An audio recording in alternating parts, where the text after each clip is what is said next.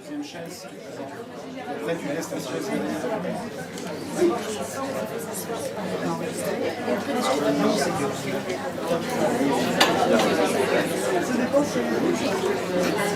C'est bon? Attends, donne-la moi.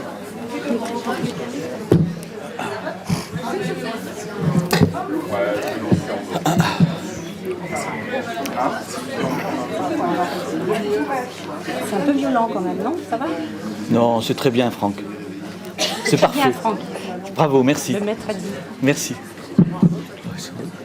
On commence. Ça y est, Hervé? Bonsoir à tous et merci d'être venus nombreux à cette troisième conférence du séminaire du rêve organisée par Jean-Michel Vives et Frédéric Vineau. Ils sont tous les deux présidents du conseil scientifique et membres du conseil scientifique du rêve. Et voilà, je vais laisser la parole à Frédéric qui va présenter Jean-Michel. Donc, bonsoir à tous. Jean-Michel Vives anime ce soir la troisième séance du séminaire.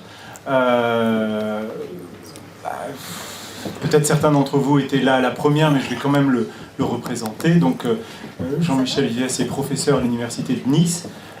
Depuis une vingtaine d'années maintenant, il a impulsé un travail de recherche qui essaime notamment sur le lien entre art, psychanalyse et autour des médiations, ce qu'on appelle les médiations thérapeutiques par l'art. Donc jusqu'à présent, il y a eu 2 conférences, une qu'on a eu le plaisir de co-animer sur la question de l'improvisation. La seconde, c'était au mois de janvier. C'était Christian Hoffman qui était venu, et Ginette Hoffman qui était venue parler de Rosario, d'Obispo, qui schizophrène, artiste brésilien, et ils étaient venus parler de ce qu'ils trouvaient d'intéressant dans son œuvre. Aujourd'hui, donc, Jean-Michel a intitulé son intervention « À partir de quoi crée-t-on ?» Il y a encore plusieurs conférences qui sont prévues, notamment Bernard Chouvier, qui a écrit récemment un ouvrage à partir de l'œuvre de Fernando de Pessoa. Et ensuite, Laurie Lofer sur Romain Gary. Voilà, ça se terminera, notre cycle se terminera, mais vous le savez probablement, mais je préfère l'annoncer quand même, se terminera au mois de mai, le 14 mai, avec un grand colloque ici à Vence, sur Théodore Reich, l'art et la manière. Voilà. Donc je laisse la parole à Jean-Michel Vives, et puis bien sûr, à la fin de la conférence, nous avons un temps où on peut discuter tous ensemble des questions qui auront été soulevées par l'intervention de Jean-Michel. Voilà. Je vous remercie de votre attention. Merci Frédéric. Oui, alors comme Frédéric le rappelait, donc la précédente conférence qui avait été faite par Ginette et Christian Hoffman portait plutôt sur la question de l'objet. Que crée-t-on, hein? Et donc Ginette et Christian Hoffman nous avaient présenté ces magnifiques créations de Bispo, donc ce schizophrène artiste brésilien. Et donc aujourd'hui, la question que je voudrais aborder avec vous, c'est moins la question de qu'est-ce qu'on crée, de l'objet, hein, mais plutôt la question du lieu d'où on crée. Donc, d'où crée-t-on? Alors, cette question, elle a été abordée, bien sûr, par un certain nombre de psychanalystes, mais j'ai choisi ce soir de présenter les travaux de 3, essentiellement Freud, bien sûr, Lacan et Didier Anzieux, hein, puisque ces 3 psychanalystes nous proposent 3 propositions tout à fait intéressantes qui ne se superposent pas, comme j'essaierai de vous le montrer, et qui nous donnent en fait 3 portes d'entrée dans la question de la création. Ensuite, une fois que j'aurai présenté ces 3 facettes, je reprendrai un travail que j'avais mené il y a quelques années grâce à Elisabeth Blanc, qui est en train de s'endormir déjà, grâce à Elisabeth Blanc qui m'avait sollicité pour travailler sur le petit Hans. Voilà. Et je montrerai justement comment ce petit Hans, qui est un personnage extrêmement connu pour les psychanalystes, puisque c'est une des 5 grandes psychanalyses, que Freud a mené, comment le petit Hans, en fait, nous permet de faire un pas supplémentaire, enfin en tout cas j'en fais l'hypothèse, par rapport à ces trois propositions que nous avons héritées de Freud, de Lacan et d'Anzieu. Alors tout d'abord, si on prend la position freudienne, bon, Freud, vous le savez, est l'inventeur de la psychanalyse, et Freud, tout au long de son œuvre, s'est intéressé à la question de la création, et si on voulait essayer d'exprimer sa position de façon un peu directe et la plus simple possible, on pourrait dire qu'avec Freud, l'idée c'est que l'objet est un objet qui est retrouvé. Donc il y a une quête, et l'objet, il est moins trouvé que retrouvé, avec cette idée que cet objet qu'il s'agirait de retrouver, ça serait cet objet perdu que serait le sein maternel. Et donc, voilà, l'objet serait orienté par ce fantasme, ou cette trace qui aurait été laissée par cet objet premier. Alors il y a deux textes sur lesquels j'aimerais m'appesantir ce soir, qui sont deux textes essentiels dans l'approche freudienne de la création. Le premier, c'est un texte de 1907 qui s'appelle « Le poète et l'activité de fantaisie ». Alors dans ce texte, Freud amène deux idées qui sont essentielles, puisqu'il élucide ce qu'il en est du plaisir esthétique. Comment se fait-il qu'on éprouve du plaisir à regarder les œuvres d'art, ce qui est quand même une vraie question. Et la deuxième question, c'est d'où vient le processus de création. Alors, la thèse que développe Freud en 1907 est la suivante. Le créateur, en retravaillant un fantasme qu'il habite, le rend transmissible à tous. Voilà. Donc la thèse freudienne en 1907 est assez claire. Il y a un fantasme qui, exprimé de façon brutale et directe, serait irrecevable par l'auditeur, le spectateur, qui vous voulez, celui qui contemple l'œuvre. Par contre, passé au travers du travail artistique, du style, eh bien, il va rendre ce fantasme transmissible et le spectateur va pouvoir jouir avec le créateur de ce fantasme. C'est ce que Freud dit dans la phrase suivante. « Le poète nous met en état de jouir désormais, sans reproche ni honte, de nos propres fantaisies. » Et ça, c'est une thèse que Freud avait déjà pressentie très tôt, dès 1897, lorsqu'il fait un échange de lettres avec Wilhelm Fliess, qui est un de ses amis.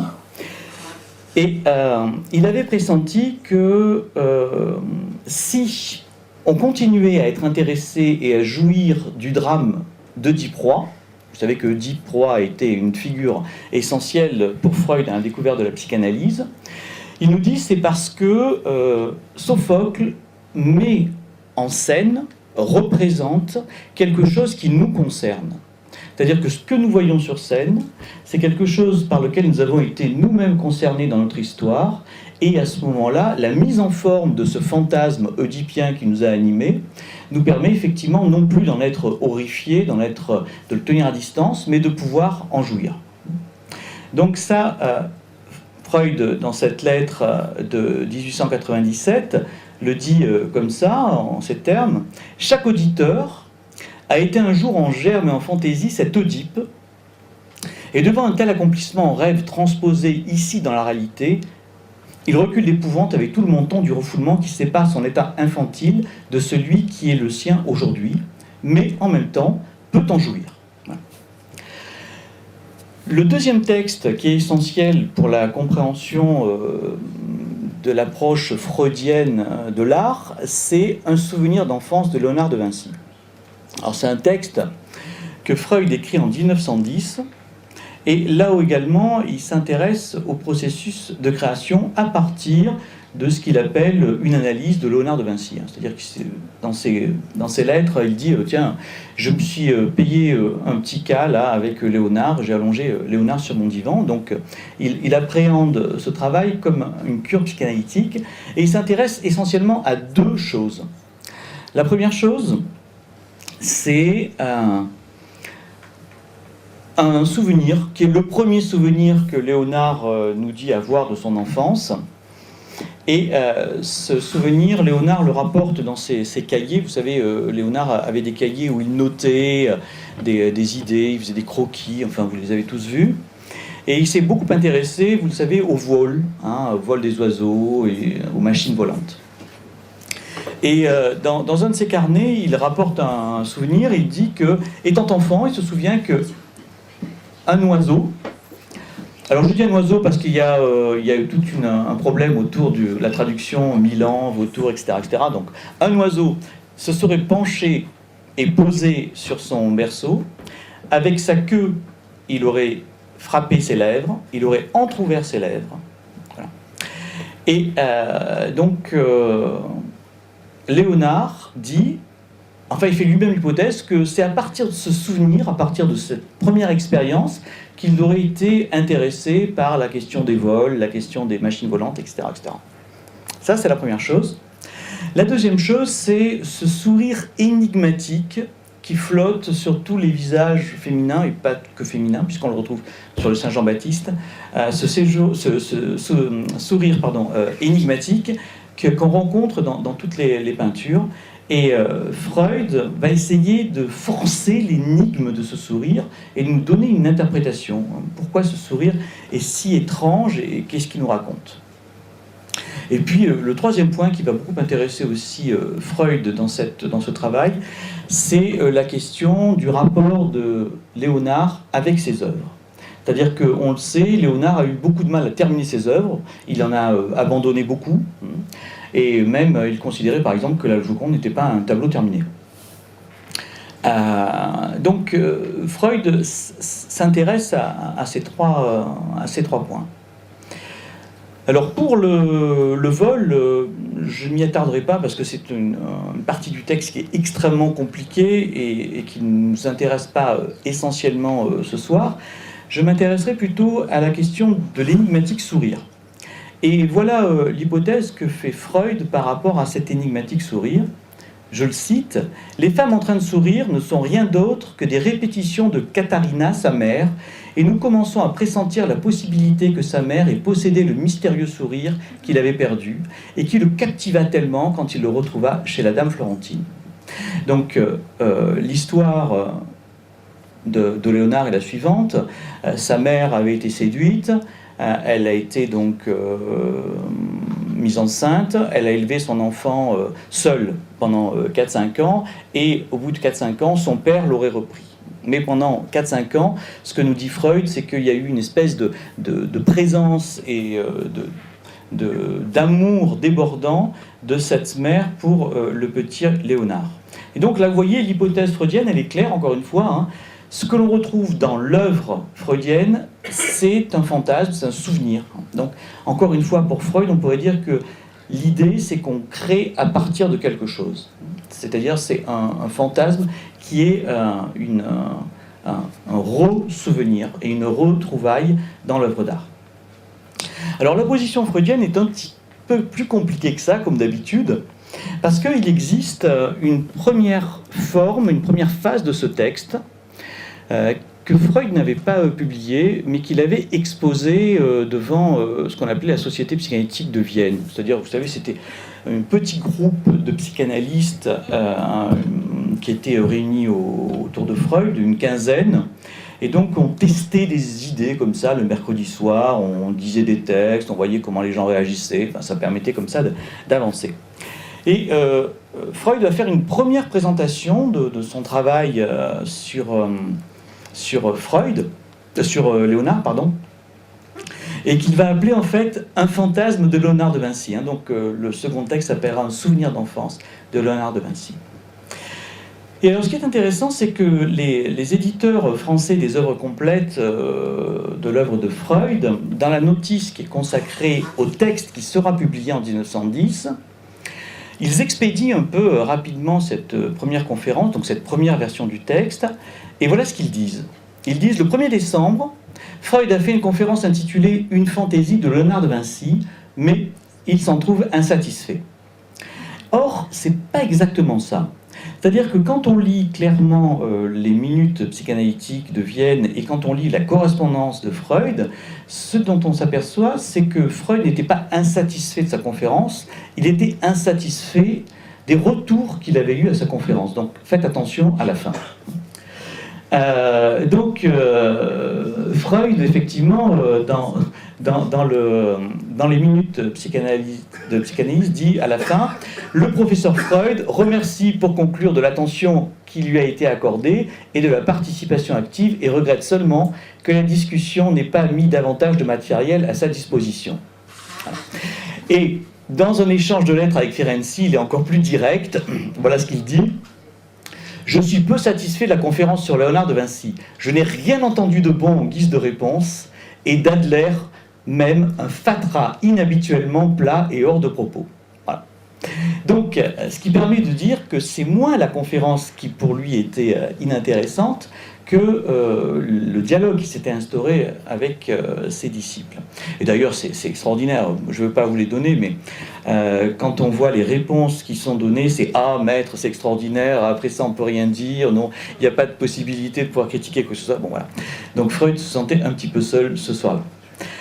Ce qui est intéressant, c'est que Freud propose en fait deux lectures assez différentes dans cette conférence et dans le texte qui va être publié. Et c'est deux options qui ne sont pas tout à fait superposables, et je ne suis pas sûr que Freud ait eu totalement raison d'abandonner sa première version pour ne publier que la seconde. Voici la première version.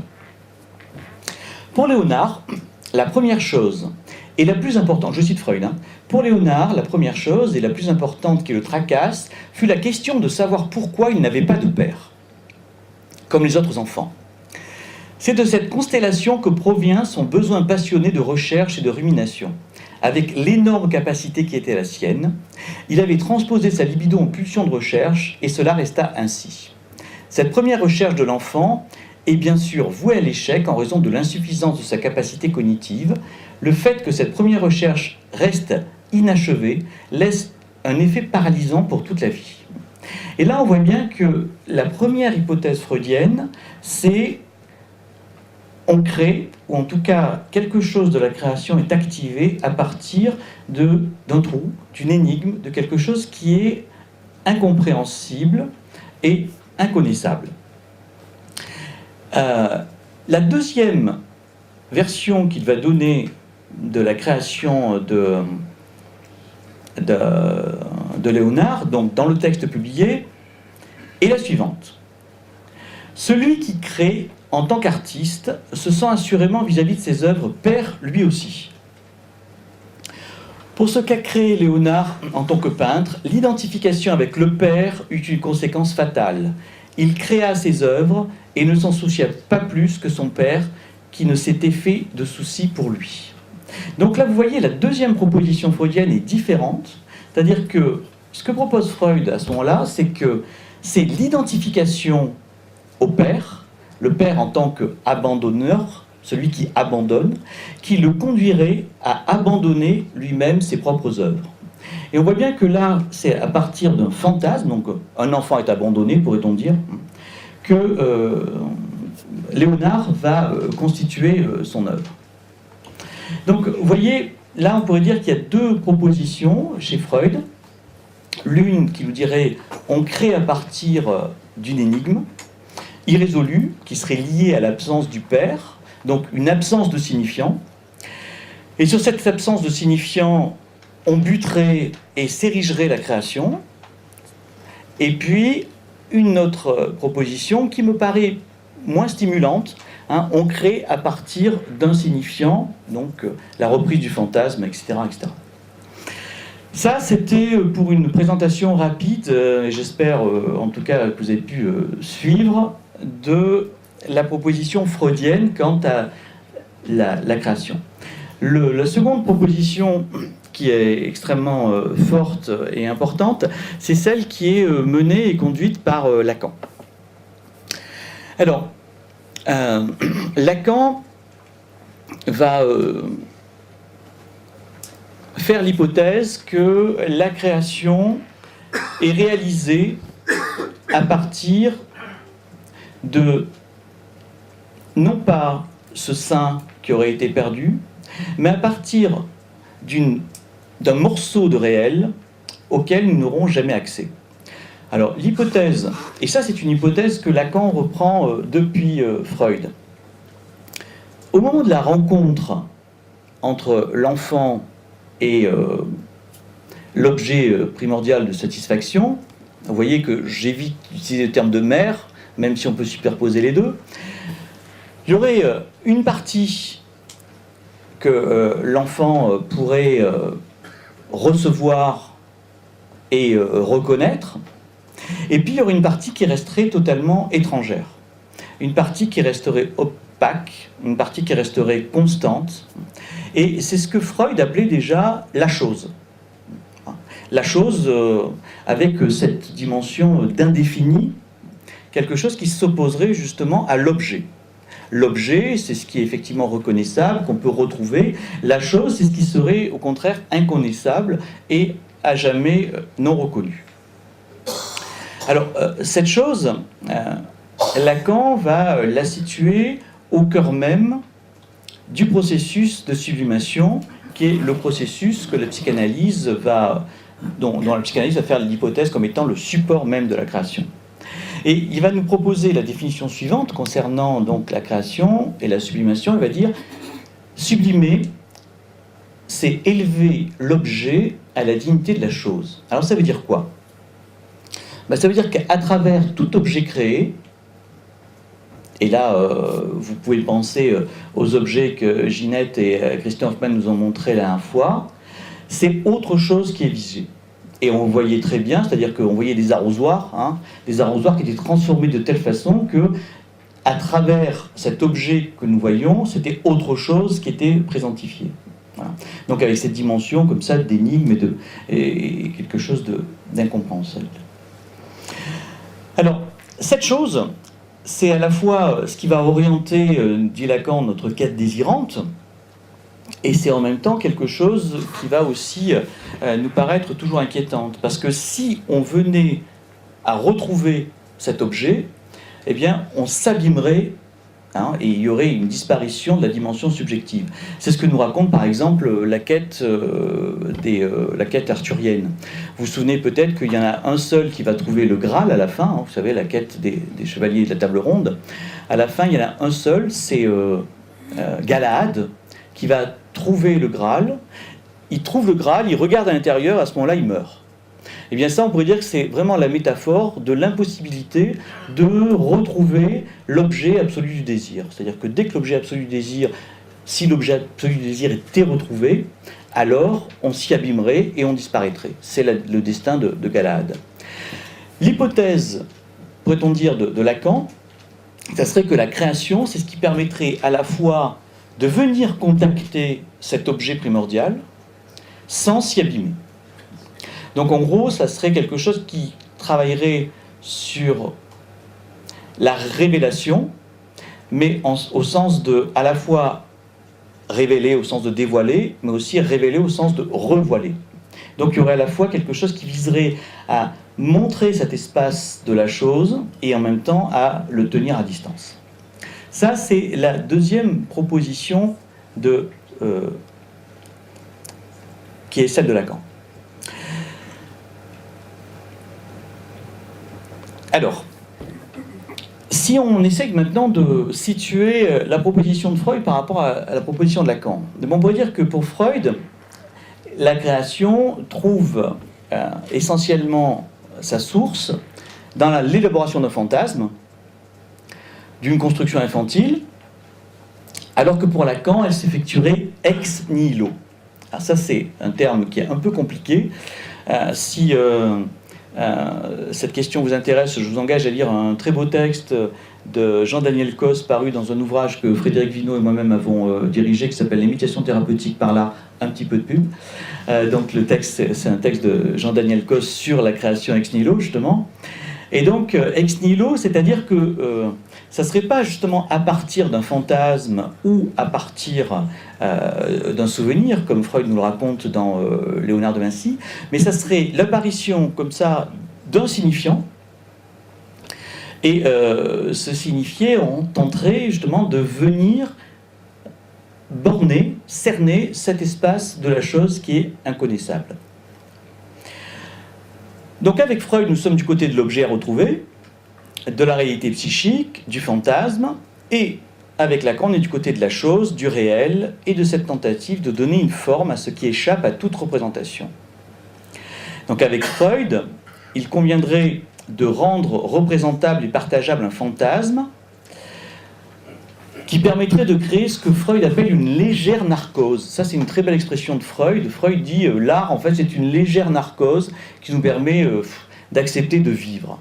Donc, vous voyez, il y a une vision, encore une fois, on est en 1928, et il y a une vision freudienne, encore une fois, qui est un peu pessimiste, alors que pour Lacan, on pourrait dire que avec l'art, on serait plutôt du côté de l'éveil.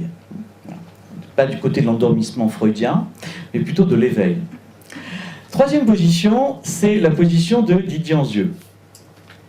Donc Didier Anzieux nous offre une troisième voie en 1996. Donc 1996, c'est la fin de son œuvre.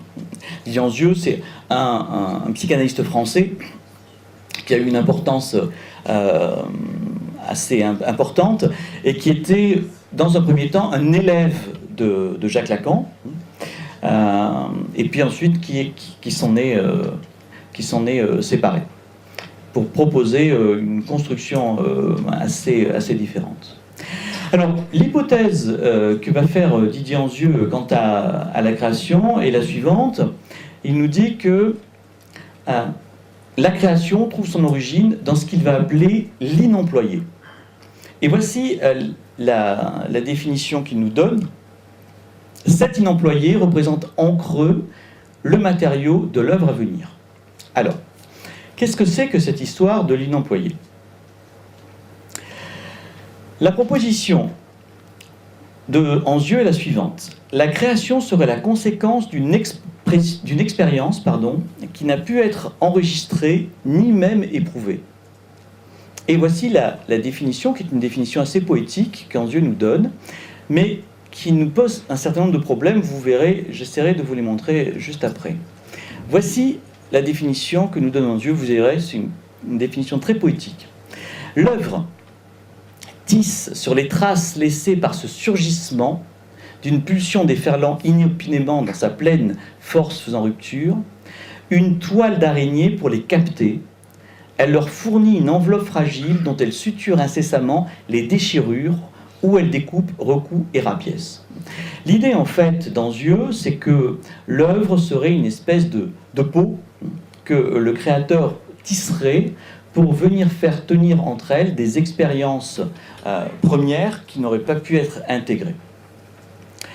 Alors, une des difficultés principales de la théorie d'Anzieux, mais c'est aussi quelque chose qui me paraît tout à fait intéressant, se rencontre dans la définition suivante. Voici ce que nous propose Anzieux. Autour de l'impensé, de l'innommable, de l'irreprésenté et de l'inéprouvable, l'œuvre compose une peau de mots, d'images plastiques ou sonores. Alors on comprend assez bien ce que veut dire Anzieux. La source de la création, pour lui, serait issue des expériences précoces qui n'auraient pu être intégrées et que l'œuvre tenterait de faire tenir en tissant une espèce d'œuvre-peau, pour reprendre le concept qui a été le concept majeur apporté par Anzieux, qui était l'idée de moi-peau. Mais comme on le repère dans cette définition, Anzieux aussi dit dangereusement entre deux positions qui me semblent absolument inconciliables. Ainsi, vous avez peut-être entendu que dans la définition se succèdent les termes d'impensé, d'innommable, d'irreprésenté et d'inéprouvable. Or, ces adjectifs renvoient des processus au statut métapsychologique radicalement différents. Pour donner un exemple, je vais m'attacher à vous montrer en quoi l'innommé n'est pas l'innommable. L'innommé renvoie à ce qui n'a pas encore reçu de nom, mais se trouve potentiellement en attente de cette nomination, quand l'innommable qualifie ce qui ne peut absolument pas être nommé, ce qui ne peut advenir à la nomination. Dans le premier cas, dans l'innomé, on serait du côté du rejet. C'est un processus que Freud va décrire de façon très rapide en 1925 dans son texte qui s'appelle La dénégation, et qui va appeler effectivement la question de la Werfen, du jeter. Et puis, il y aurait un autre processus aussi qui serait actif chez le sujet, nous dit Freud. Ça serait non plus la Werfen, le jet, mais la Verwerfen, le rejeter, c'est-à-dire quelque chose qui serait radicalement tenu à distance. Eh bien, on pourrait dire que l'innommé et l'innommable sont dans le même type de rapport. Alors, pour le faire entendre différemment, je propose de reprendre en fait ce que dit Alain Didier-Weil dans son ouvrage de 95 qui s'appelle « Les 3 temps de la loi », où Alain Didier-Weil reprend les premiers versets de la Genèse. Et vous allez voir comment, dans ces premiers versets, on peut comprendre ce qu'il en est, cette différence entre l'innommé et l'innommable. Alors, Alain Didier-Weil attire notre attention sur la nomination différente qui implique des destins différents de ce que la parole divine va entraîner.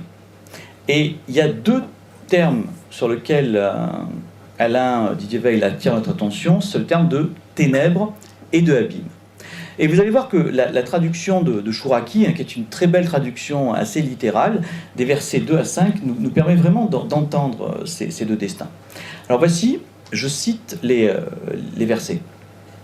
Vous allez les reconnaître, même si vont paraître un petit peu étranges, parce que la traduction de Chouraki les rend un petit peu étranges. La terre était tohu-bohu, une ténèbre sur les faces de l'abîme, mais le souffle d'Élohim planait sur les faces des eaux. Élohim dit, une lumière sera, et c'est une lumière. Élohim voit la lumière, quel bien. Élohim sépare la lumière de la ténèbre. Élohim crie à la lumière jour, à la ténèbre il avait crié nuit. Donc à la lecture des premiers versets de la Genèse, ce qu'on repère, c'est que si la ténèbre va ensuite acquérir le nom de nuit, abîme n'accède pas à la nomination. Donc on pourrait dire que la ténèbre relève de la dimension de l'innommé, puisqu'elle va dans un second temps être nommée nuit, alors que l'abîme va rester compact en lui-même, ce morceau de réel qui n'accédera pas à une autre nomination que abîme. Alors si nous reprenons les adjectifs proposés par Anzieux, et si nous les éclairons à partir de cette différence que nous avons faite précédemment entre innommé et innommable par rapport à ce que Alain Didier-Weil nous dit, on pourrait dire que l'impensé, tel que nous en parle Anzieux dans sa définition, avec l'impensé, donc, nous comprenons ce qui aspire à être pensé et qui pourra l'être un jour. Et puis après, il utilise le terme d'innommable. Et l'innommable, c'est ce qui ne saurait accéder à aucune nomination. Et puis après, il prend le terme d'irreprésenté. Et avec irreprésenté, on pourra entendre ce qui n'a pas encore donné lieu à une représentation, mais ce qui pourra un jour donner lieu à une représentation. Et puis, il utilise ensuite le terme d'inéprouvable. Et avec inéprouvable, on retombe du côté d'un autre processus, puisque l'inéprouvable, c'est ce qui restera à tout jamais en dehors de tout éprouvé. Donc, vous voyez, si on suit cette ligne-là, on repère ici clairement qu'Anzieux oscille entre 2 positions quant au statut des phénomènes à l'origine du processus de création.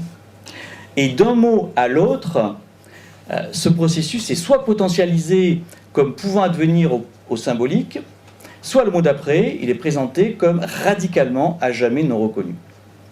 Cette oscillation constitue, à mon sens, à la fois la faiblesse de la définition de Anzieux, mais également un des intérêts de sa théorisation, parce qu'elle permet effectivement un point de contact avec la pensée de Jacques Lacan. C'est peut-être pas pour rien, c'est peut-être des restes de transfert, puisque Lacan avait été l'analyste d'Anzieux et que ça laisse toujours des traces. Donc on pourrait dire que 2 pôles se dessinent ici à travers la pensée de Anzieux. Le premier pôle, ça serait l'idée qu'il y a effectivement ces expériences qui sont difficiles, effractantes, mais qui vont quand même être, dans un second temps, métabolisées, intégrées, et qui vont donner lieu effectivement à des représentations sur lesquelles la création pourra prendre appui. C'est ce que l'école lyonnaise de nos amis Bernard Chouvier, Anne Brun et René Roussillon, vous entendrez un des éminents représentants la prochaine fois, appelle le travail de symbolisation. Et d'ailleurs, c'est sans doute la position que Didier Anzieux défend le plus régulièrement, puisque la définition qu'il donne à un moment de la création, il dit « La création met en œuvre, en les mettant dans une œuvre, les mouvements pulsionnels, les émois, les sensations inélaborées. » Et encore une fois, vous entendez le « inélaboré » et non pas le « inélaborable ». Et vous avez compris que c'était absolument pas la même chose.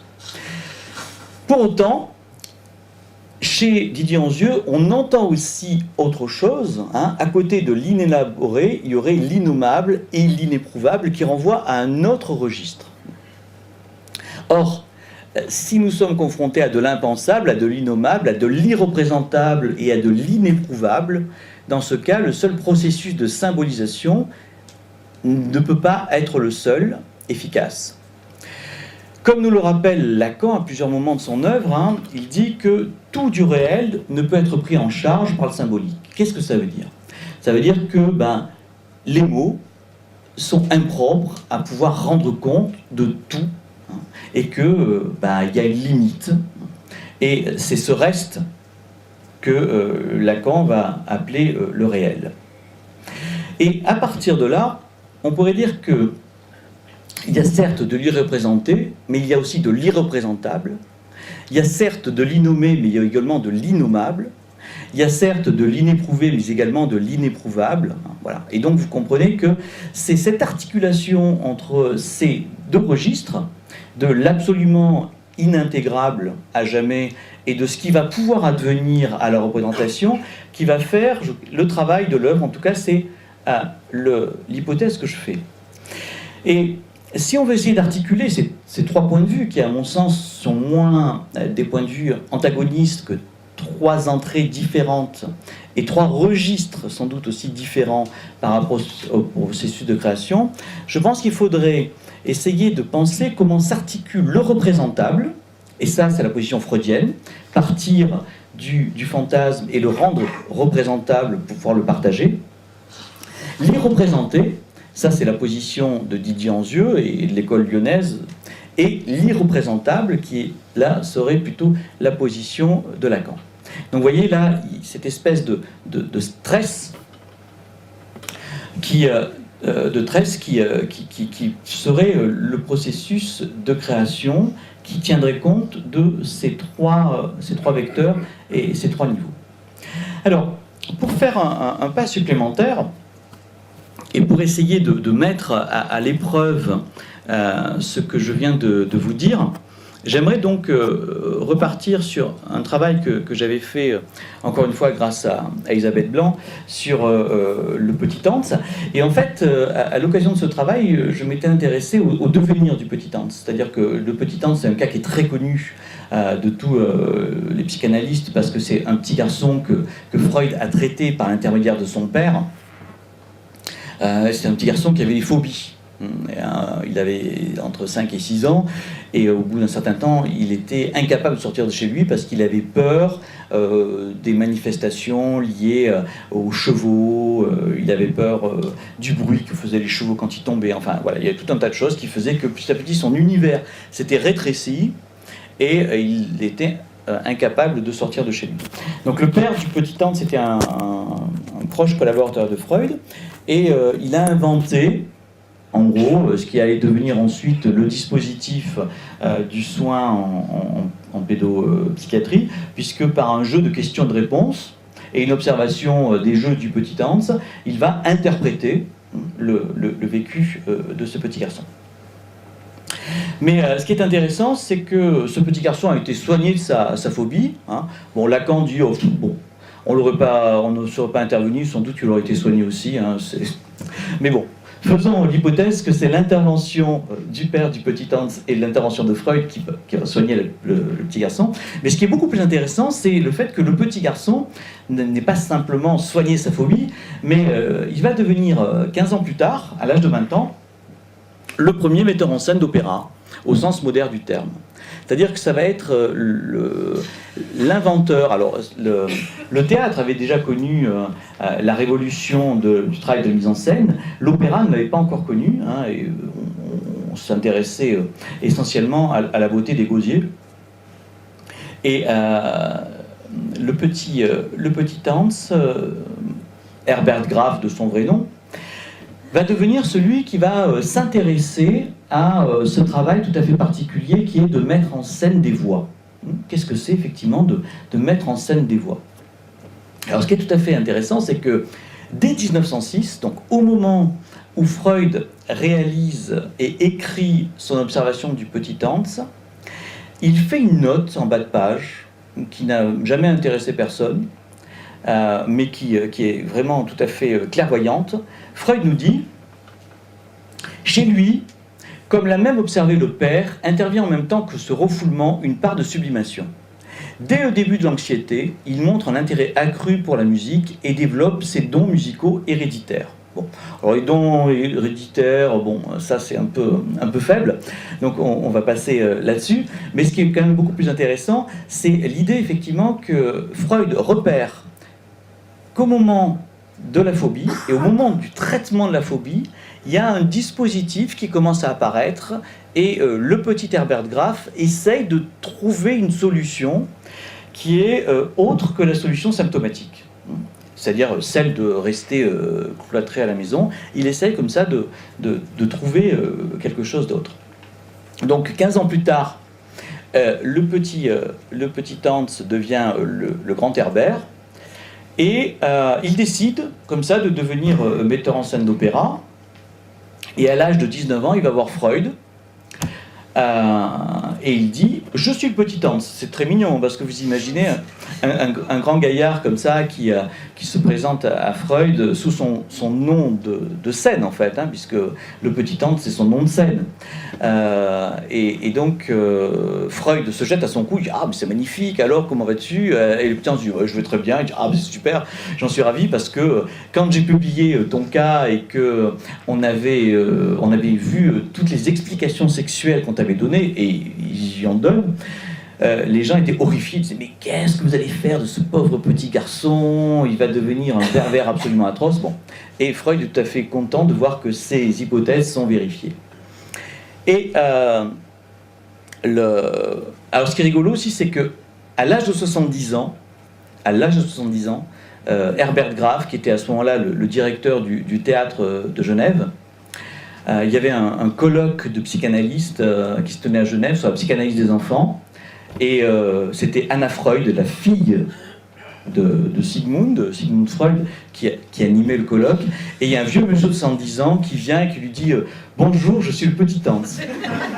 C'est vraiment magnifique, hein. C'est-à-dire qu'il faut croire que, je veux dire, c'était difficile pour lui de sortir de ce rôle. Alors autant Freud avait été ravi de retrouver le petit garçon, autant Anna Freud, elle n'en a rien fait. Peut-être qu'elle avait peur de se trouver confrontée comme ça au personnage, hein. C'est-à-dire que je veux dire, c'était déjà devenu une espèce d'image d'Épinal en 1970, le petit Hans. Donc si effectivement on était obligé de la confronter à la réalité, peut-être que c'était un petit peu compliqué. Donc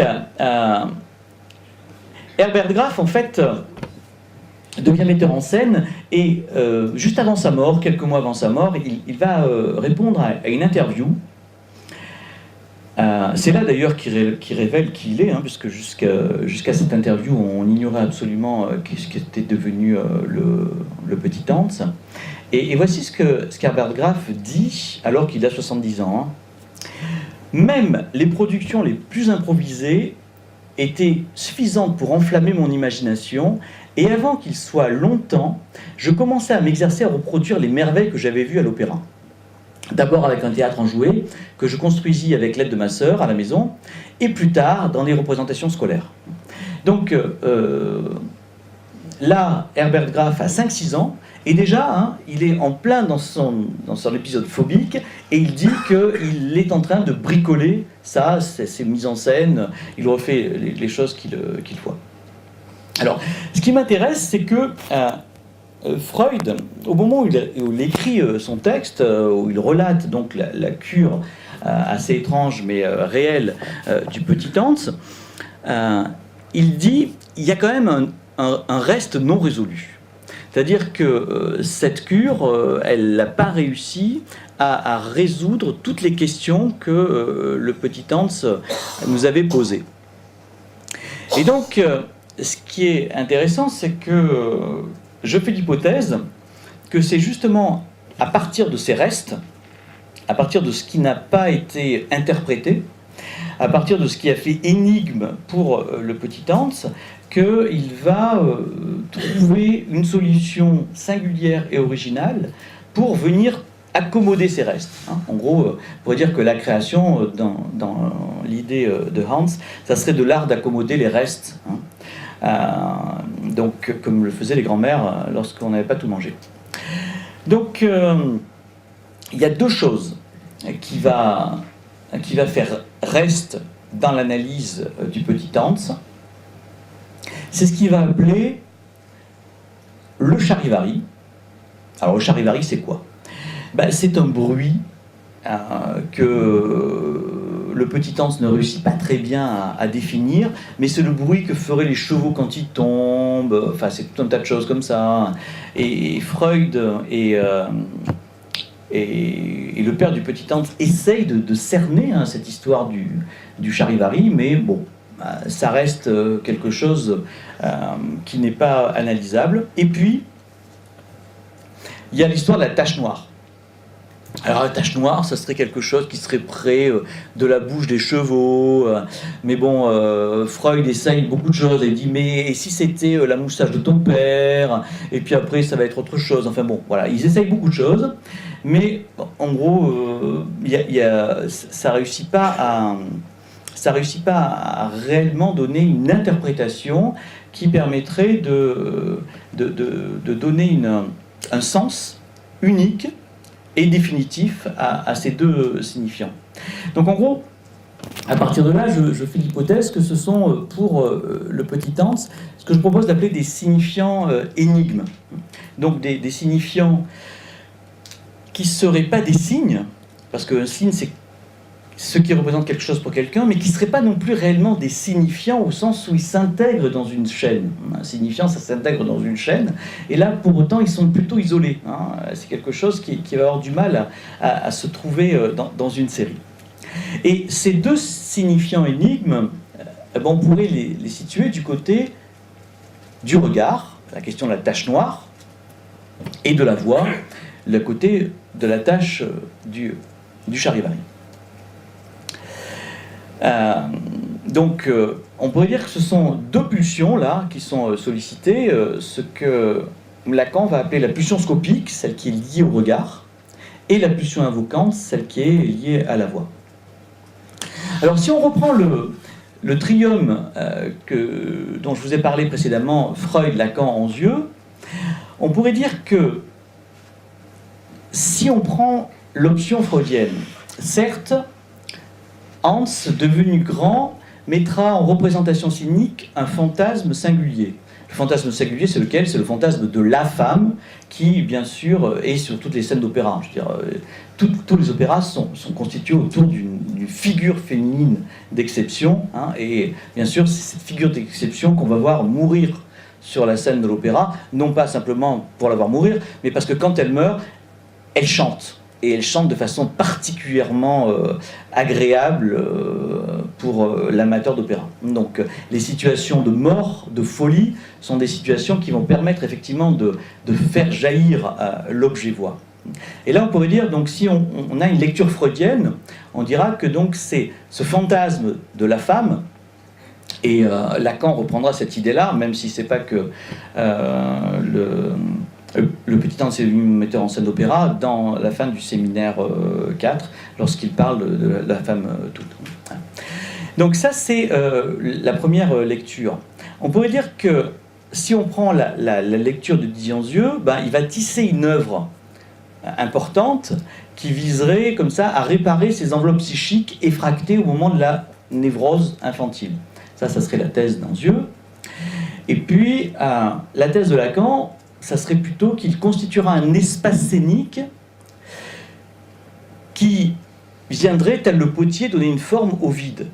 Puisque, après tout, je veux dire, dessiner une scène, c'est, comme vous voyez ici, des murs, et au milieu du vide. Mais c'est donner une forme à ce vide, comme le potier donne une forme à travers le vase. Et ça serait plutôt la thèse de Lacan. Alors, même si ces trois propositions sont intéressantes, et je pense que ça serait intéressant de les développer, mais je ne le ferai pas ce soir, j'en ferai une autre qui n'est pas en opposition avec ces trois premières propositions, mais qui est une autre piste.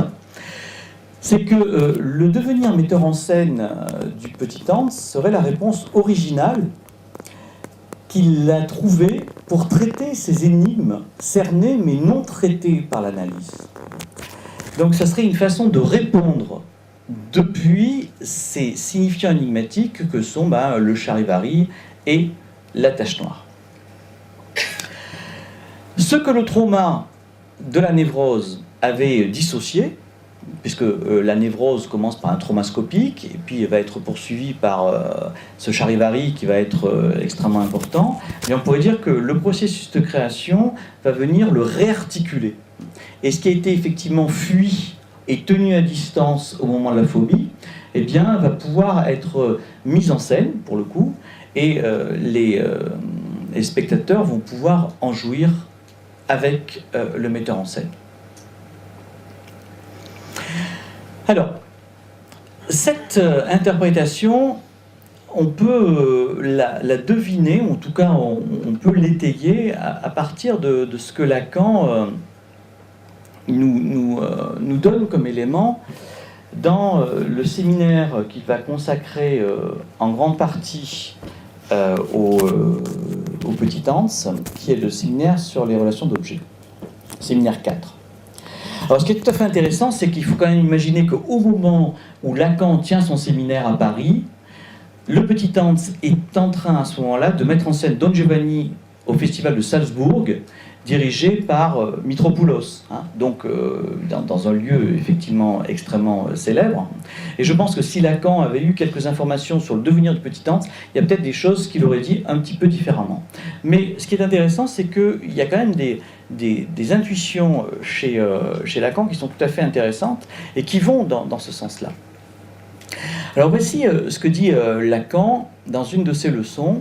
Et vous allez voir pourquoi c'est quelque chose qui me paraît intéressant. Un autre élément, nous dit Lacan, fait durant un long moment sujet d'interrogation pour le père comme pour Freud, c'est le fameux charivari, tumulte, bruit désordonné. Ce charivari qui reviendra sous plus d'un angle au cours de l'interrogatoire du petit Hans sans que jamais, à aucun moment de l'observation ou de l'interprétation, ne nous en soit donné de façon avérée. 2 séances plus tôt, Lacan avait déjà avancé.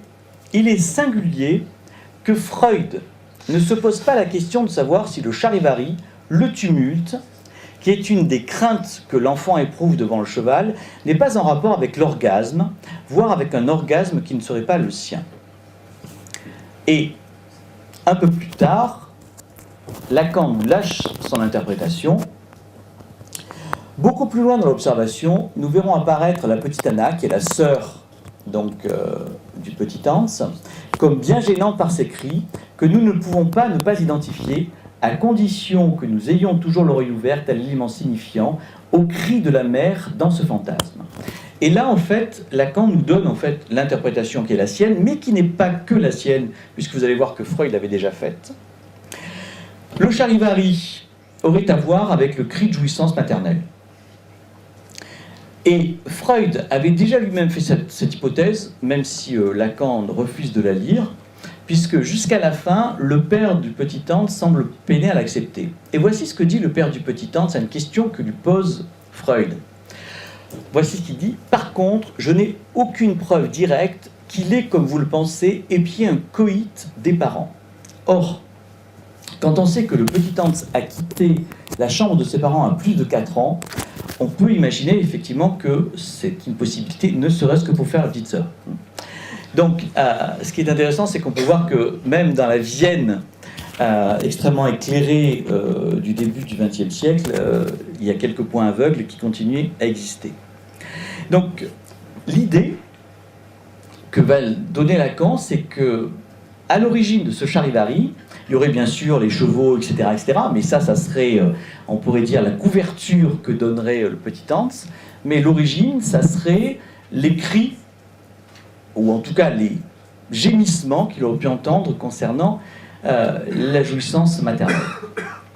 Alors, à l'âge de 16 ans, Herbert, puisque c'est son nom, est envoyé à Berlin, où il va voir les productions théâtrales de Max Reinhardt, qui était un immense metteur en scène du début du XXe siècle, et qui, lui, effectivement, a eu une influence extrêmement importante sur le renouveau de la mise en scène à l'opéra. Et quand il rentre à Vienne, Herbert se dit je vais devenir metteur en scène, et je vais devenir metteur en scène d'opéra. Il faut dire quand même que le petit Hans avait pour parrain Gustav Mahler, et que, bien sûr, quand on a Gustav Mahler pour parrain, ça aide quand même à avoir des intérêts musicaux assez élevés. Donc voici ce qu'il dit quand il a 70 ans. « Je revins à Vienne, je sollicitais l'autorisation de monter la scène du forum de Jules César de Shakespeare dans le gymnase de l'école. Mais comme je prêtais néanmoins nettement moins attention aux nuances des grands discours qu'à la populace romaine hurlante et sifflante, le doyen mit fin à l'entreprise, le bruit commençait à interférer avec le travail scolaire. » Alors vous voyez, ce qui est intéressant, c'est que dès les premières tentatives de mise en scène d'Herbert Graf, ce qui l'intéresse, c'est moins les articulations du discours que les déchets liés à la voix, c'est-à-dire tout ce qui renvoie, pourrait-on dire, au cri, au sifflet, ce qui vient présentifier l'objet voix dans sa proximité la plus grande. Juste 2 secondes pour changer la cassette. D'accord. Très bien, merci. Donc, vous voyez, dès les premières expériences de mise en scène d'Herbert Graf, ce qui le sollicite particulièrement, c'est pas les articulations du texte, c'est pas la compréhension, c'est pas la question de la signification, mais c'est la question justement de ce qui excède le sens, et donc la question de la voix justement. Donc, ce qu'il va ensuite travailler de façon essentielle à l'opéra. Et puis, il va y avoir ensuite ce deuxième signifiant énigme auquel vont être confrontés le père du petit Hans et Freud, qui sera cette question de la tache noire. Et là, encore une fois, cette question de la tache noire, c'est quelque chose qui ne sera pas résolu et qui va solliciter la question du regard. D'ailleurs, Freud va cerner quelque chose de ça à un moment de son exposé, puisqu'il va dire que à un moment, le petit Hans pourrait presque avoir un passage qu'on pourrait qualifier de fétichiste. Il va s'intéresser de façon assez importante aux sous-vêtements de sa mère. Et donc, Freud va dire, là, il y a quelque chose où c'est du côté du regard, mais en même temps, il essaye effectivement de voiler quelque chose de ce rapport à la castration féminine.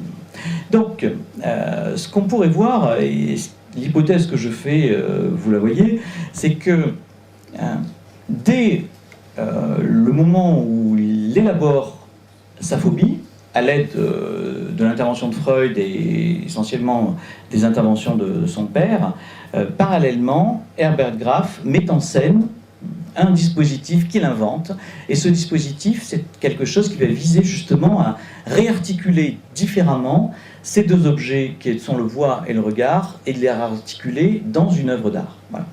Donc là où ces objets avaient fait irruption et violence, lui, il va les réarticuler pour en faire une œuvre.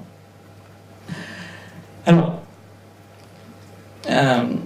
je vais terminer là-dessus pour qu'on ait un petit peu de temps pour discuter. La mise en scène d'opéra, donc ce dispositif que le petit Hans va inventer au fur et à mesure, sollicite de façon singulière l'articulation de la voix et du regard. Et c'est ça qui est intéressant, parce que ce qui est important de repérer, c'est qu'à l'opéra, on n'est pas que du côté de l'écoute.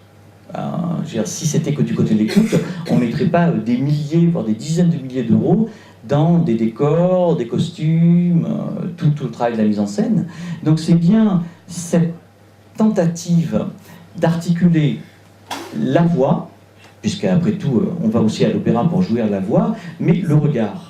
Et vous savez que dans les moments de plus grande émotion à l'opéra, on a souvent tendance comme ça à fermer les yeux pour se laisser embarquer et jouir encore plus de la voix.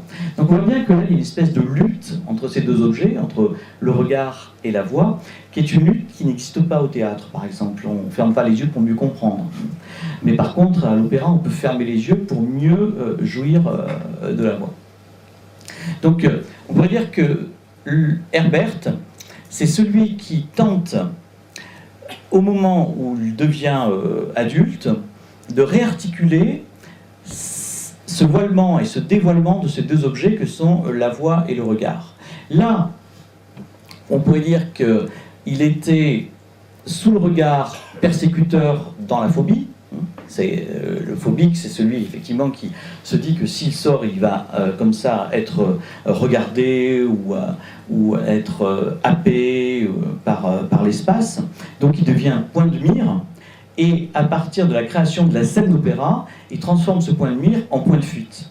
Puisque effectivement, une œuvre d'art, c'est quelque chose qui est troué toujours par cette dimension du réel et qui fait qu'on passe d'une position de sidéré, en principe, à une position de désidéré. Alors, une dernière chose, pour vous montrer dans un autre contexte comment ce transfert sur ce signifiant énigme qui découpe un bout du réel permet à un moment à un sujet de continuer à vivre et de créer. Je vais prendre un cas qui m'avait été rapporté, je ne le connaissais pas, par Alain Didier-Veil, qui est le cas d'une mystique qui s'appelle Etty Hillesum. Alors Etty Hillesum, c'est une jeune femme juive qui a passé plusieurs années dans un camp de concentration, qui est morte assassinée. Hein. Mais j'ai lu ses mémoires. Et elle dit quelque chose qui est tout à fait intéressant dans son journal. Elle raconte comment elle a réussi à survivre dans le camp de concentration. Ça, c'est une vraie question. Hein. Je veux dire, comment elle avait réussi, elle, à continuer à essayer de créer et à survivre. Elle dit qu'elle avait trouvé dans la contemplation du ciel, à travers les nuages, une certaine couleur bleue intense qui, échappant à toute possibilité d'enfermement, indiquait qu'il restait quelque chose, un reste. Hein, vous voyez, là encore une fois, on est du côté du reste, hein, de quelque chose d'inassignable, un reste sur lequel elle pouvait prendre appui pour rester vivante et continuer à écrire. Donc cette couleur intense, indéfinissable et radicalement ailleurs, en échappant au pouvoir de contention et d'organisation du monde des barbelés, introduisait dans sa vie un signifiant énigme lui permettant de créer cet effet de mise en perspective temporelle et artistique, là où l'enfermement et la violence nazie faisaient d'elle le point de mire d'un système concentrationnaire fou.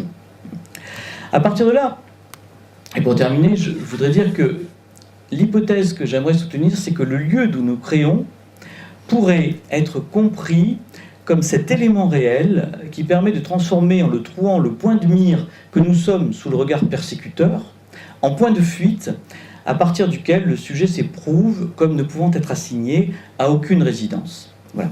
Je vous remercie pour votre patience et puis maintenant j'attends vos questions si vous en avez.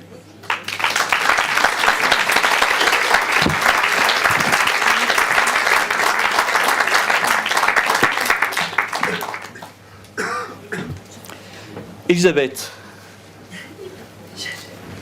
C'est une vraie question. Ah ben.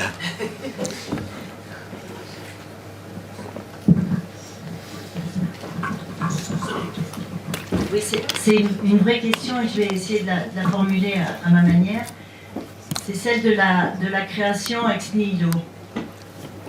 Et c'est une réflexion, enfin une question que je me pose depuis très longtemps, notamment grâce à l'intervention dans un colloque de Gérard Pommier par rapport à l'écriture et ce qu'on appelle l'angoisse de la page blanche.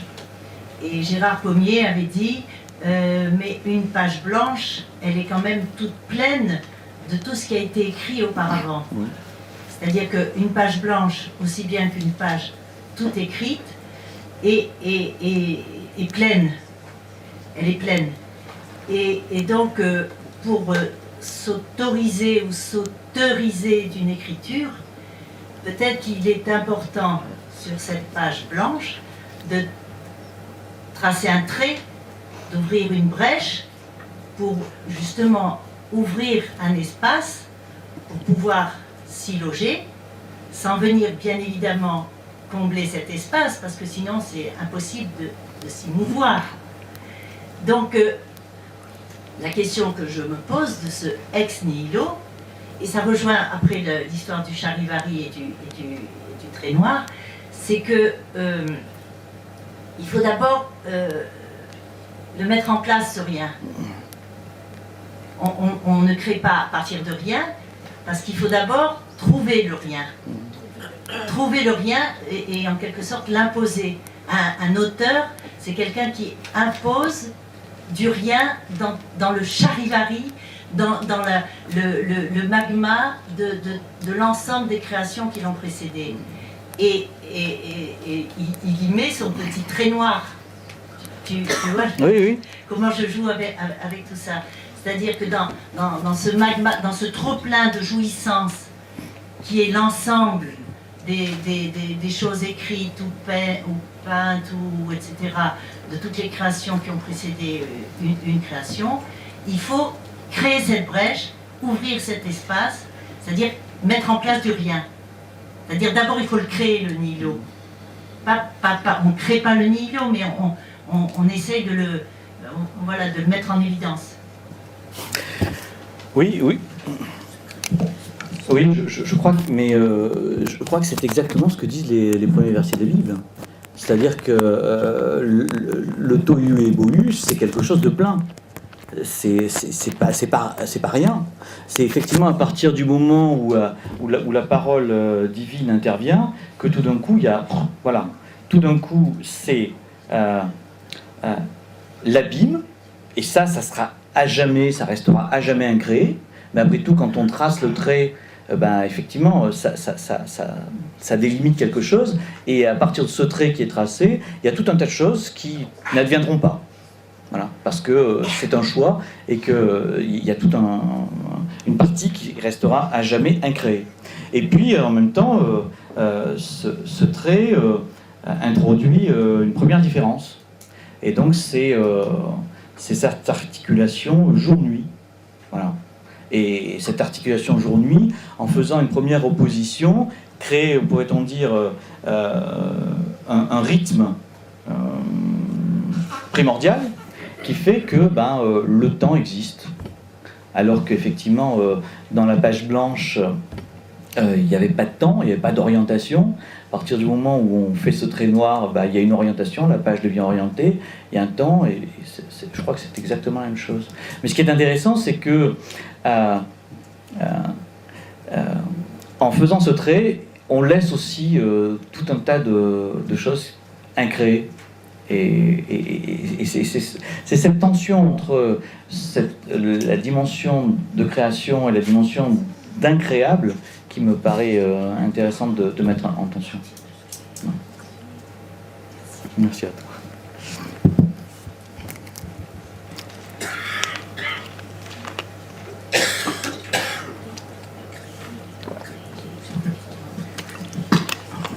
Oui, j'en ai une question pour revenir sur le signifiant énigme.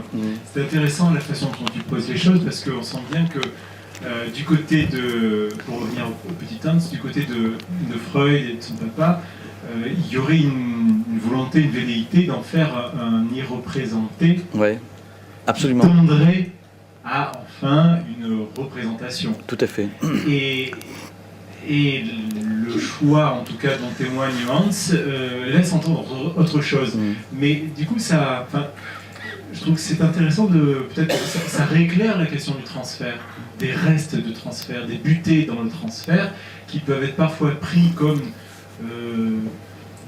de l'irreprésenté en attente parfois même peut-être un échec, aussi du côté du clinicien, ou peut-être d'un patient qui serait dans une volonté de tout dire, de son inconscient, par exemple. Et là, ça vient rééclairer aussi la question de l'association libre, de la règle fondamentale. Dites tout. À quoi ça me confond entre... Et donc, je trouve que c'est intéressant parce que ça vient vraiment interroger la pratique du transfert au quotidien. Tu pourrais revenir là-dessus, c'est-à-dire cette tension comme ça entre irreprésenté, irreprésentable. Comment tu le conçois au sein du transfert? Parce que aussi, peut-être le risque de ta présentation de ce soir, ça serait d'envisager que la sublimation est un destin préférentiel de la cure. Or, c'est loin d'être le cas. Non. Donc, qu'en est-il justement de l'irreprésentable lorsqu'il n'est pas soumis à sublimation, mais qu'il fait partie d'une cure, et on sait bien qu'il y a de nombreuses cures qui finalement ne choisissent pas la sublimation comme issue. Ouais. Alors c'est vrai que chez Freud, et d'ailleurs c'est tout à fait touchant de voir cet effort avec lequel, je veux dire, ils essayent de faire rendre gorge à ces énigmes, voilà. Et le petit Hans, ce qui est tout à fait remarquable, c'est que lui, il cède pas là-dessus. Il dit non, c'est pas ça. Toutes les propositions qu'on lui fait, du non, enfin voilà. Et Freud et le père du petit Hans ne sont pas tout à fait satisfaits de ça. Mais il faut quand même resituer l'analyse à la période où elle se situe. Nous sommes en 1905-1906. Et on pourrait dire qu'on est dans cette espèce de fantasme qu'on va pouvoir rendre compte de tout. On est quand même dans la période glorieuse de la naissance de la psychanalyse. Et l'idée, c'est qu'on va pouvoir faire sens de tout. Et il va quand même falloir attendre quelques années et la cure de l'homme au loup pour qu'il y ait l'introduction de ce point de réel, qui ne va pas être appelé comme ça par Freud, mais qui sera le refoulé originaire, ce qui sera repris ensuite en 1915 dans son texte sur l'inconscient, et sur le refoulement. Mais donc, on peut dire que dans cette période-là, je veux dire, on va pouvoir effectivement tout expliquer. Hans nous rappelle qu'effectivement, c'est pas le cas. Alors, par rapport aux cures que nous conduisons, bien sûr qu'effectivement, tous les patients ne choisissent pas la sublimation, ou en tout cas au sens de la création. Parce qu'après, il y a d'autres formes de sublimation. Je veux dire, toutes les sublimations ne conduisent pas à la création artistique. Et c'est vrai que c'est l'idée qu'il y ait... Alors, tu vois, parce que je glorifie pas pour autant uniquement la question de l'irreprésentable. Je veux dire, je suis pas un fétichiste de ça. J'essaye de faire tenir ensemble les trois positions qui me paraissent trois positions intéressantes. La question de Freud, donc qui est la question du fantasme. Analyser le fantasme, ça a aussi un sens dans la cure. Et il nous le montre encore dans les années 20 lorsqu'il analyse le fantasme « Un enfant est battu » et avec tous les effets que ça peut avoir dans la cure. La question d'Anzieux et de l'école lyonnaise au sens large, qui est celle effectivement de l'irreprésenté, c'est-à-dire de ce qui n'a pu, à cause de l'immaturité de l'enfant, à cause du fait que ça a dépassé ses possibilités d'élaboration, être représenté, mais qui dans le cadre de la cure pourrait être rejoué et donc donner lieu à représentation à partir des constructions de l'analyste, parce que là on sera moins du côté de l'interprétation que du côté de la construction. Et puis l'accueil aussi, et ça c'est effectivement je pense une troisième partie de notre travail, l'accueil de ces questions qui resteront énigmatiques et qui ne seront jamais résolues. Mais je crois que j'ai lu hier d'une seule traite le dernier bouquin de Catherine Millot, La vie avec Lacan, 100 pages, ça se lit comme un roman, c'est super, je vous engage à le lire.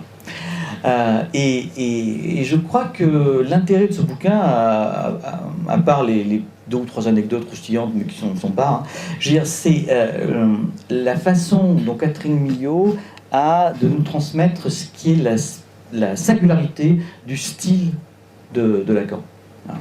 C'est-à-dire que ce que met en évidence Catherine Millot, qui a vécu avec Lacan de très nombreuses années, et qui, scandale, mais elle en parle de façon assez courageuse et intelligente dans son ouvrage, et était aussi son analysante. Hein, donc il y a eu ce mélange des genres assez compliqué, mais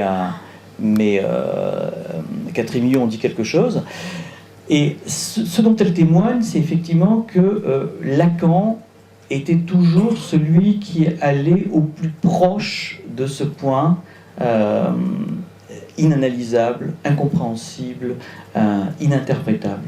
Alors, ça n'empêchait pas d'avoir ces interventions de type imaginaire ou symbolique, qui viennent effectivement donner du sens, qui viennent effectivement orienter le patient par rapport à l'identification, des choses comme ça. Mais elle disait que ce qui était caractéristique de ces interventions, et ce qui était le plus... en tout cas, ce qui pour elle avait eu l'effet de faire chuter ses angoisses, ses symptômes les plus massifs, c'était effectivement le fait qu'il se confrontait, et il confrontait le patient, souvent sans ménagement, dit-elle, à ces points inanalysables. Donc c'était lui, lui qui allait les chercher. Et donc, tu vois, c'est même plus quelque chose qui serait de l'ordre du transfert et des manifestations qui seraient... Parce que Freud, dans son texte en 1915 sur la dynamique du transfert, il nous dit qu'il y a du matériel qui arrive dans le transfert qui n'est pas une répétition, mais qui est comme ça des choses, des blocs dont on ne sait pas très bien que faire. C'est intéressant parce que je crois que c'est ça qu'il perçoit dans ce texte. Mais malheureusement, Freud ne nous en dit pas grand-chose. Mais ce que nous permet de comprendre Catherine Millot dans son très beau bouquin, c'est que effectivement il y a quelque chose chez Lacan qui allait solliciter ça. Voilà. Et donc qui amenait l'analysant à devoir se confronter à ces questions-là. Après, comment il les gère, comment il les traite, ça relève de ses choix. Mais là, il y a une orientation de la cure qui est quand même très spécifique et passionnante. Il faut lire le bouquin de Catherine Millot. Qui est aussi la femme de Gérard Pommier. Moi, je suis pas dans les ragots. Contrairement à toi.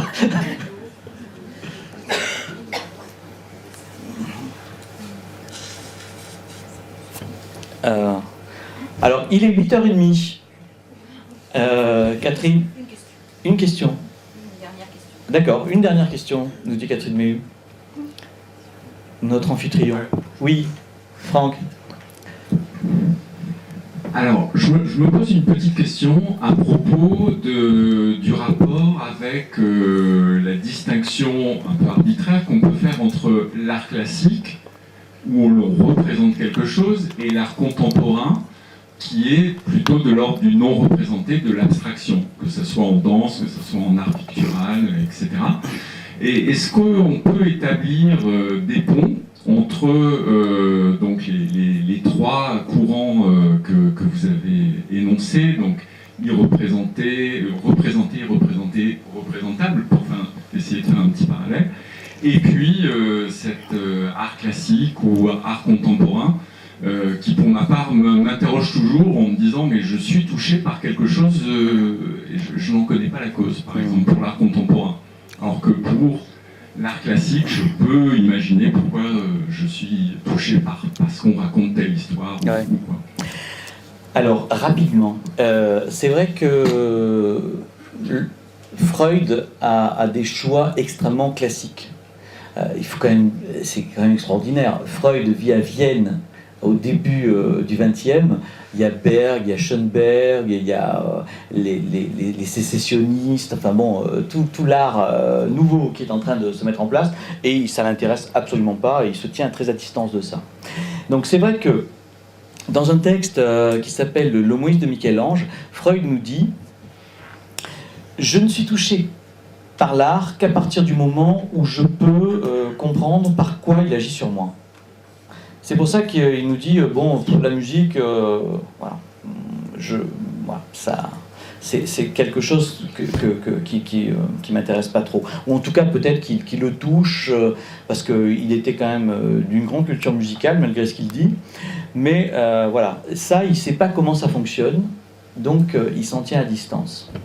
Alors, est-ce à dire que l'art classique fonctionnerait du côté du représenté et l'art moderne de l'irreprésentable? Je crois que c'est une ligne fracture qui est tout à fait injuste et fausse.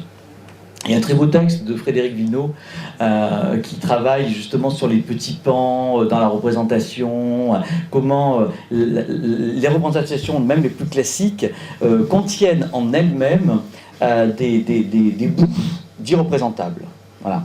Et que même une œuvre extrêmement qui raconte une histoire, comme tu dis, hein, eh bien, possède des points de ce que je pourrais qualifier comme des signifiants énigmes. Voilà.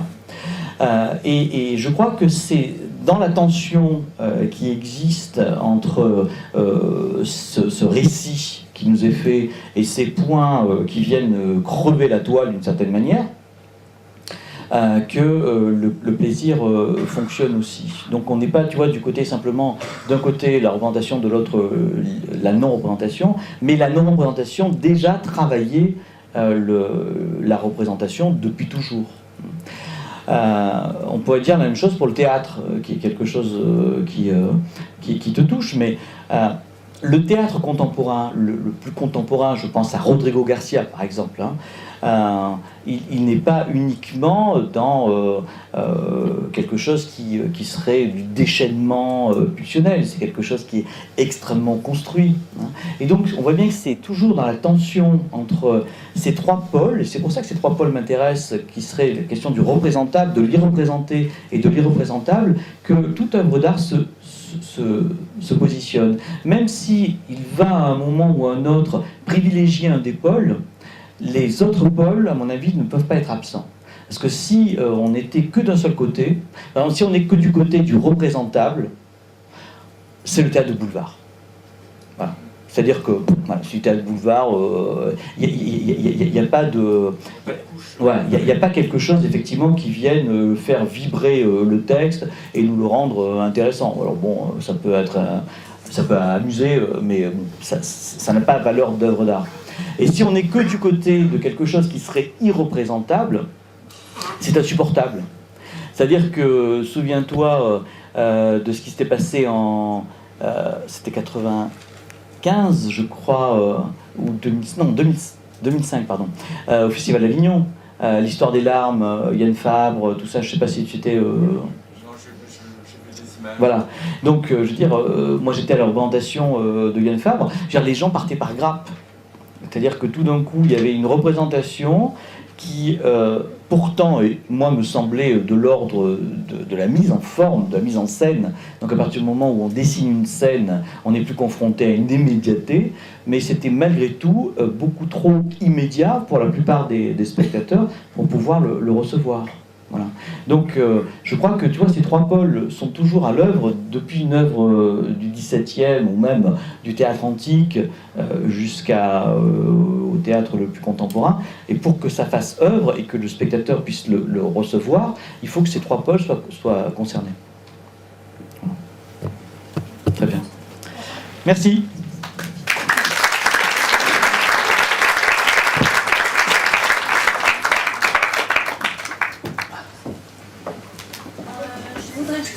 Nous avons une page Facebook sur le rêve et que la conférence sera publiée sur cette page Facebook et que vous pouvez dialoguer sur la page, continuer ces échanges sur la page Facebook.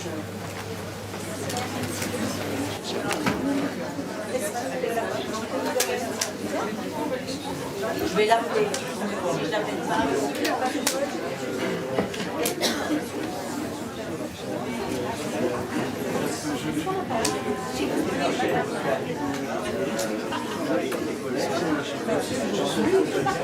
Oui, voilà, justement, c'est un gros problème.